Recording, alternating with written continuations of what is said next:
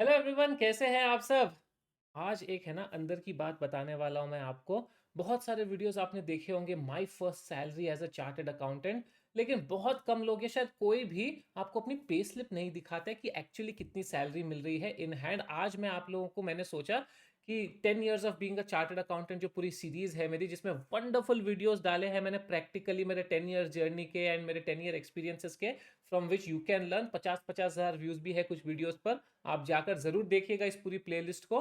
लेकिन उसी में मैंने सोचा यार, जब इतना कुछ बोल रहा हूं तो फिर अंदर की बात तो जरूर बताएं जिसमें एक्चुअली नंबर्स दिखाए जाए। इसलिए मैंने अपनी पे स्लिप जो है, मई 2012 मेरी फर्स्ट जॉब की एज अ चार्टर्ड अकाउंटेंट। अप्रैल 2012 में मैंने ज्वाइन किया था केपीएमजी में through campus placements. I clear chartered accountancy इन जैन 2012।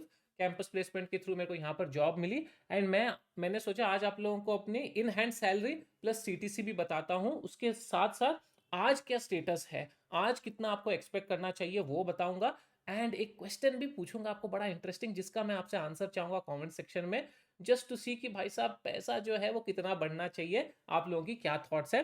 तो क्विकली हम देखते हैं। अभी यहाँ पर देखो, एम्प्लॉय आईडी, बैंक, ये सब मैंने छुपा दिया है ऑब्वियसली। बैंगलोर में था मैं, ऑडिट फंक्शन जो थी केपीएमजी की। So KPMG is not allowed to practice under its own name, not it can not sign balance sheets under its own name as per Indian regulations. KPMG EY कोई भी नहीं कर सकते ये खुद से। That's why they have affiliate firms, associated firms, and BSR and associate is one such firm which KPMG has under its wing, जिससे कि स्टैचुरी ऑडिट्स होती है। तो technically you are under KPMG only, but then आपको BSR and associates की tagging मिलेगी। 31 days पूरा का पूरा मैंने काम किया। 9 अप्रैल 2012 अप्रैल पे स्लिप नहीं ली मैंने, क्योंकि उसमें मुझे प्रो रेटा मिलेगा, because I was not there for full month, इसलिए मे वाला हमने ले लिया है। अब हम देखते हैं अपनी सैलरी। बेसिक 26,125 बस, एचआरए 13,000 बस, कन्वेंस 800, स्पेशल अलाउंस 690, जो ग्रॉस अर्निंग थी 40,615। उसके बाद टैक्स वैक्स कट के 3,700 टैक्स कट गया, तो 37,000 के करीब पैसे मिल रहे थे। नाउ मेरी सीटीसी जो थी, कॉस्ट टू कंपनी, वो थी अराउंड 5.7 लैक्स पर एनम।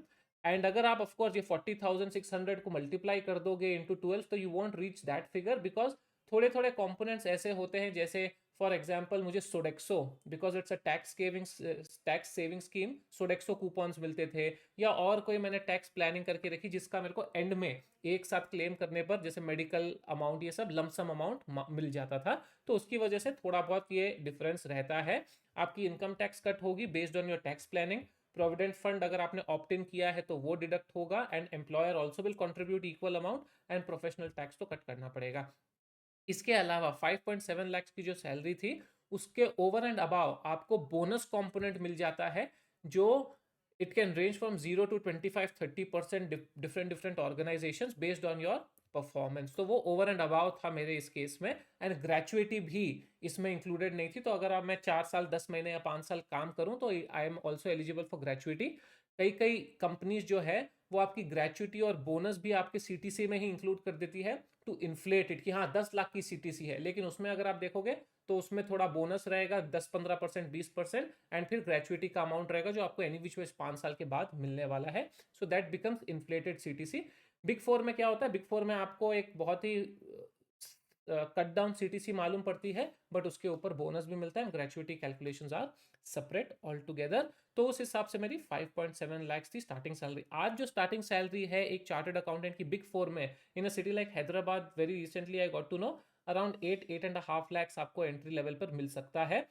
मेरे हिसाब से बैंगलोर, बॉम्बे एंड दिल्ली, या फिर गुड़गांव, नोएडा, वो जो भी एनसीआर रीजन है, दोज आर टीयर 1 सिटीज, तो उसमें थोड़ा ज़्यादा मिलेगा, आपको मिलना चाहिए। I think Hyderabad even now is considered tier 2 because of its cost of living, it's cheaper than the other 3 cities. तो उस हिसाब से डेफिनेटली हैदराबाद में थोड़ा सा हो सकता है आपको कम मिलेगा, but otherwise those 3 cities are higher. अब मेरा क्वेश्चन था, आज मेरे को 10 साल कंप्लीट हो गए हैं, आपको क्या लगता है कि 10 साल के बाद एक चार्टर्ड अकाउंटेंट की सैलरी कितनी होनी चाहिए? आप कमेंट करके बताइए। एंड देन देखते हैं आपके कमेंट्स क्या आते हैं। पर एनम वाली सैलरी, मंथली सैलरी नहीं, पर एनम कितना सीटीसी होना चाहिए वो बताइए मेरे को, आपको क्या लगता है, या आपका क्या एक्सपीरियंस रहा है। फिर उसके ऊपर भी एक वीडियो बनाएंगे कि भाई एक्चुअली कितनी हो सकती है।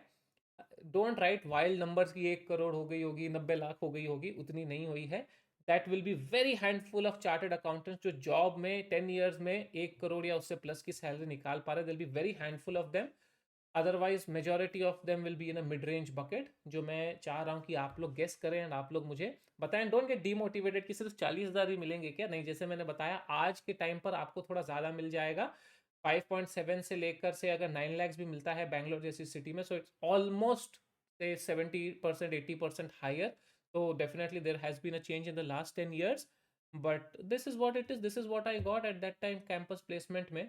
एंड आपको दिखाया है मैंने, ऐसे ही सब्सक्राइब करके रखोगे इस चैनल को और वो पिछले वीडियोस जो है वो भी देखोगे, तो आपको प्रैक्टिकल इंसाइट्स मिलेंगे, गाइडेंस मिलेगी आपकी करियर को कैसे आपको ड्रॉ करना है, चॉक आउट करना है। As you know, I have shared my journey in the last 10 years for CA students, CA freshers. Immensely helpful, immensely practical, immensely real. These are not numbers in the air कि एक video में मैं आके आपको कुछ भी बोल रहा हूँ। यहाँ पर मैंने अपनी पे स्लिप दिखाई है। सब्सक्राइब करके रखिएगा, बड़ा मज़ा आएगा। और भी कोई क्वेश्चंस, कोई थॉट्स है, नीचे कमेंट करके मुझे बताइएगा। Thank you so much for watching, all the very best.